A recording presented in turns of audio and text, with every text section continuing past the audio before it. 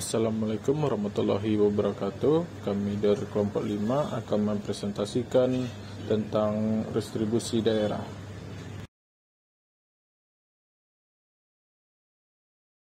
Yang pertama, kami akan menjelaskan apa itu distribusi. Distribusi adalah pungutan daerah atas jasa atau pemberian izin tertentu yang khusus diberikan dan atau disediakan pemerintah daerah untuk orang pribadi atau badan. Wajib distribusi adalah orang pribadi atau badan yang menurut peraturan perundang-undangan distribusi diwajibkan untuk melakukan pembayaran distribusi, termasuk pungutan atau potongan distribusi tertentu. Subjek distribusi langsung dapat imbalan jasa atau pemberian izin ketika distribusi dibayarkan. Pungutan distribusi di Indonesia didasarkan pada UU Nomor 28 Tahun 2009 tentang Pajak Daerah dan Distribusi Daerah. Distribusi daerah dikelola oleh Dinas Pendapatan Daerah atau Dispenda.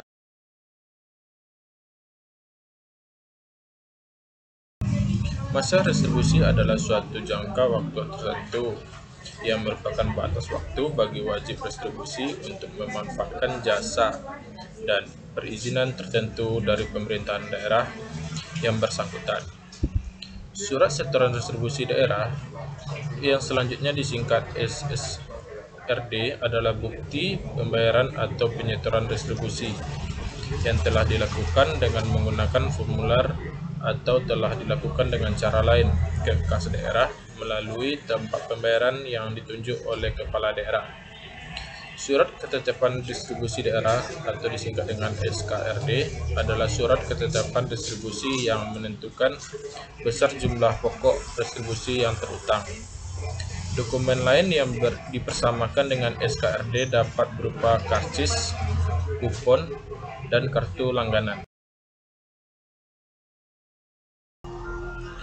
Jenis distribusi terbagi tiga. Yang pertama, distribusi jasa umum, distribusi jasa usaha, dan distribusi perizinan tertentu.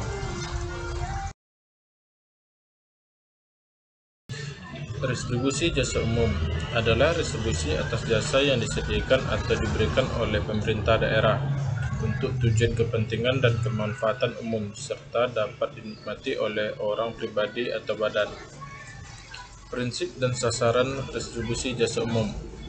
Kebijaksanaan daerah dengan memperhatikan biaya penyediaan jasa yang bersangkutan, kemampuan masyarakat, dan aspek keadilan. Subjek dan objek retribusi jasa umum. Subjeknya, orang pribadi atau badan yang menggunakan atau menikmati pelayanan jasa umum yang bersangkutan. Objeknya berupa pelayanan yang disediakan atau diberikan pemerintah daerah untuk tujuan kepentingan dan kemanfaatan umum serta dapat dinikmati oleh pribadi atau badan. Kriteria retribusi jasa umum. Retribusi jasa umum bersifat bukan pajak dan bersifat bukan retribusi jasa usaha atau retribusi perizinan tertentu.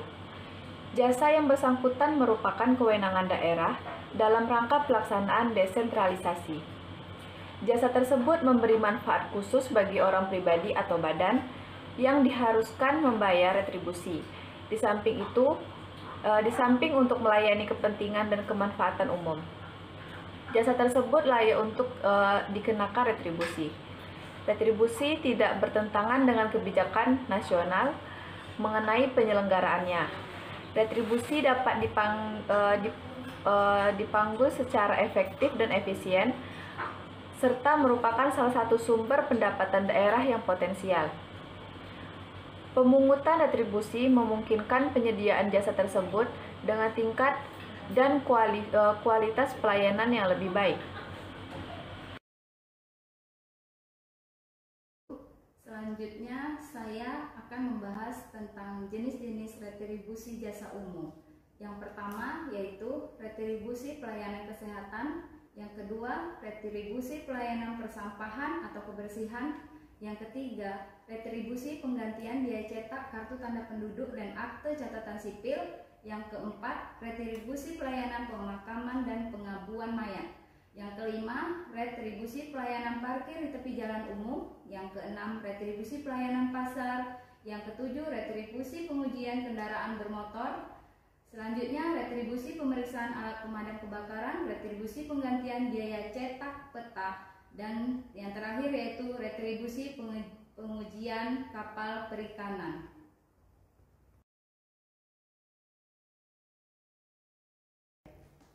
Berdasarkan jenis-jenis retribusi jasa umum, kami mengambil contoh retribusi parkir di tepi jalan umum. Berdasarkan Peraturan Wali Kota Dumai Nomor 11 Tahun 2017 tentang petunjuk pelaksanaan Peraturan Daerah Nomor 5 Tahun 2014 tentang retribusi parkir di tepi jalan umum. Parkir yaitu keadaan kendaraan berhenti atau tidak bergerak untuk beberapa saat dan ditinggalkan oleh pengemudinya. Penyelenggara parkir di tepi jalan umum wajib mengajukan permohonan izin secara tertulis kepada wali kota atau pejabat setempat. Retribusi pelayanan parkir di tepi jalan umum adalah pungutan daerah sebagai pembayaran atas jasa pelayanan parkir di tepi jalan maupun yang berada di luar ruang milik jalan atau di luar badan jalan. Petugas parkir dalam melaksanakan tugasnya wajib memakai pakaian seragam beserta kelengkapannya, yaitu kartu tanda anggota, fluid, dan perlengkapan lainnya. Tempat parkir yaitu ruang yang disediakan sebagai tempat untuk memarkir kendaraan baik yang berada di luar ruang milik jalan atau di luar badan jalan. Kendaraan adalah suatu sarana angkut di jalan yang terdiri atas kendaraan bermotor dan kendaraan tidak bermotor.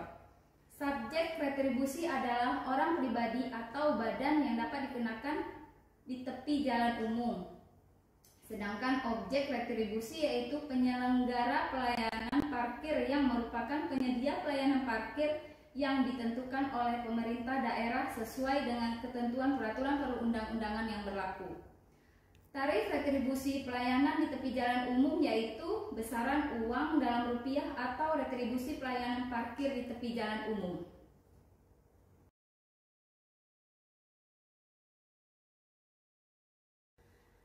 Berdasarkan Peraturan Wali Kota Nomor 11 Tahun 2017, Pasal 2 tentang ketentuan penyelenggaraan parkir di tepi jalan umum. Penyelenggaraan parkir di tepi jalan umum terdiri dari pertama parkir umum, kedua parkir umum insidentil, yang ketiga parkir insidentil. Parkir insidentil yaitu tempat parkir yang diselenggarakan secara tidak tetap, baik mempergunakan fasilitas umum parkir maupun fasilitas parkir sendiri yang diselenggarakan karena terdapat kegiatan tertentu.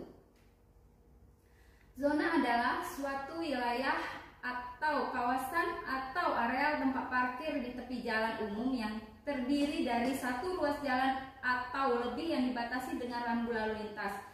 Berdasarkan pasal 7, penyelenggara parkir di tepi jalan dibagi dalam 3 zona, yaitu zona padat, zona sedang, dan zona rendah. Berikutnya yaitu retribusi parkir adalah pembayaran atas penggunaan peta parkir.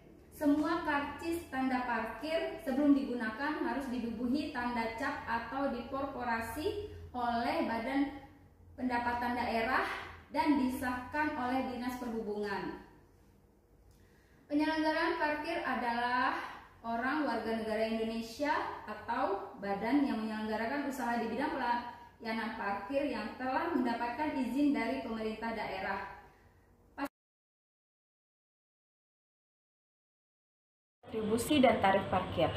Objek retribusi penyelenggaraan parkir di tepi jalan umum adalah penyediaan pelayanan parkir di tepi jalan umum yang ditentukan oleh pemerintah daerah sesuai dengan ketentuan peraturan perundang-undangan yang berlaku.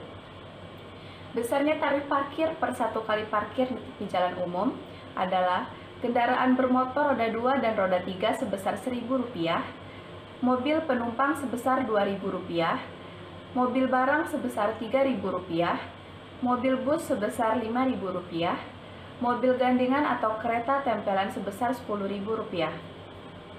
Pemungutan retribusi parkir di tepi jalan umum dilakukan oleh juru parkir di lokasi parkir setiap kali parkir. Pemungutan dilakukan dengan memberikan bukti pembayaran berupa karcis tanda parkir.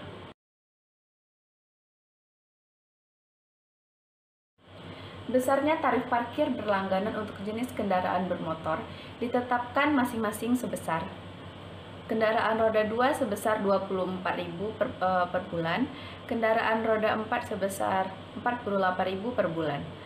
Kartu langganan parkir di tepi jalan umum dapat diganti dengan stiker langganan parkir yang ditempel pada kendaraan apabila berlangganan selama 1 tahun atau 1 bulan.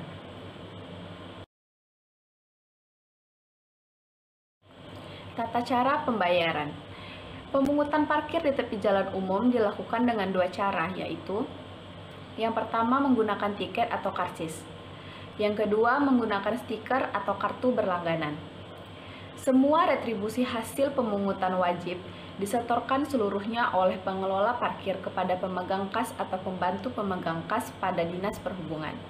Pada setiap penerima retribusi, pemegang kas atau pembantu pemegang kas memberikan bukti penerimaan berupa kwitansi. Atas penerimaan retribusi tersebut, maka pemegang kas atau pembantu pemegang kas langsung menyetorkan ke kas daerah melalui bank yang ditunjuk dalam waktu 1 kali 24 jam menggunakan bukti setor. Kita lanjutkan tentang pemberian keringanan pembayaran. Nah, di sini wali kota dapat memberikan kemudahan pembayaran retribusi dengan mengangsur atas permohonan wajib pungut setelah memenuhi syarat sebagai berikut. Yang pertama, mempunyai kendala atas permasalahan dalam pembayaran retribusi. Yang kedua, menandatangani surat kesanggupan untuk melunasi kewajiban sampai batas waktu yang ditentukan. Kemudian yang ketiga, pembayaran angsuran dilakukan melalui pemegang kas atau pembantu kas Dinas Perhubungan. Nah, di sini ada ketentuan dalam pemberian pengurangan, keringanan, dan pembatasan retribusi. Yang pertama, tempat parkir yang dipergunakan untuk kegiatan pemerintah dan atas dasar ketentuan lain yang lebih tinggi. Kemudian yang kedua, adanya bencana alam. Yang ketiga, pengerusakan dan diikuti penjarahan. Yang keempat, kebakaran di lingkungan, pengelolaan pekerjaan perparkiran. Dan yang terakhir, bencana alam lainnya yang telah ditetapkan sebagai force majeure.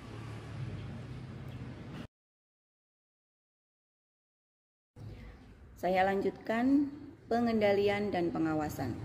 Pengendalian dan pengawasan dilakukan secara fungsional oleh Dinas Perhubungan melalui unit pelaksana perparkiran dilakukan dengan yang pertama, peringatan pertama sebagai sosialisasi untuk pemberitahuan awal. Yang kedua, peringatan kedua sebagai langkah untuk mendapatkan perhatian. 3, pengenaan sanksi, yaitu tindakan sesuai dengan perda yang berlaku. 4, tindakan penertiban yang dilakukan oleh tim terdiri dari Dinas Perhubungan, unit pelaksana teknis perparkiran, satuan polisi Pamong Praja, dan instansi vertikal terkait daerah. Demikianlah presentasi dari kelompok 5. Apabila ada kesalahan kami mohon maaf. Wabillahi taufiq wal hidayah. Wassalamualaikum warahmatullahi wabarakatuh.